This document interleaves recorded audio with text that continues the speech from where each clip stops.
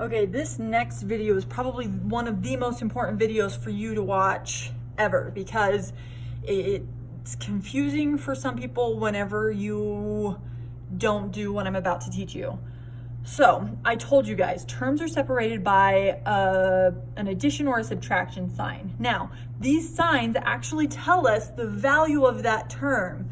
So I teach you guys to take the sign in front.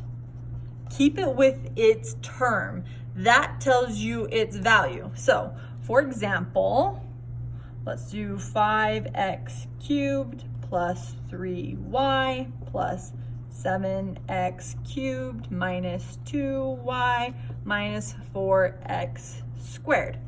So when we're talking about taking the sign in front, if ever there's not a sign, so this one right here, we know that that's positive because we don't have to show a positive number. Every number that we write is positive, so we have to say whether or not it's negative. So if it had a negative sign in front of it, we would know it's negative.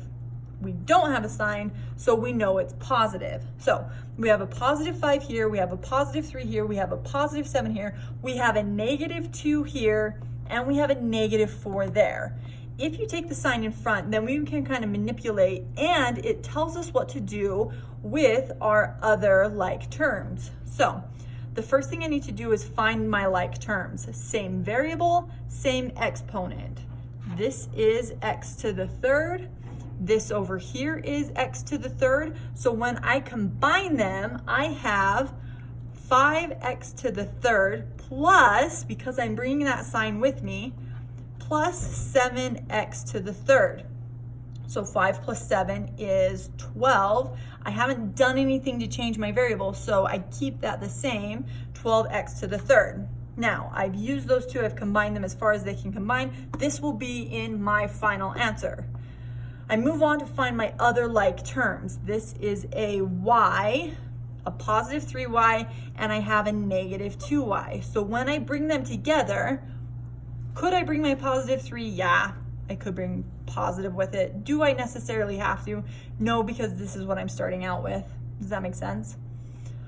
So I have my positive 3y, I have my negative 2y. I know 3 minus 2 is 1. I could show it like a 1y. I don't have to. You won't see it like 1y, you'll see it just like a y. And then my answer was positive. So because I have to show separation between these two terms, I will actually put a positive sign between them because my y was positive. If it was negative, if I had more negatives than positives, I would show that negative sign, and that's what separates those two terms. So that is a positive y. Now I've used these 4 terms. I have this one left, and although it can't combine with anything, I can't just forget about it.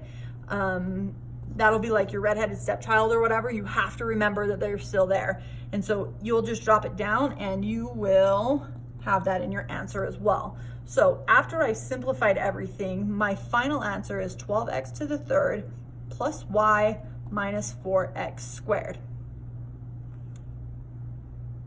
I'm gonna have you guys do one of these because I really want to see if you understand that whole taking the sign in front.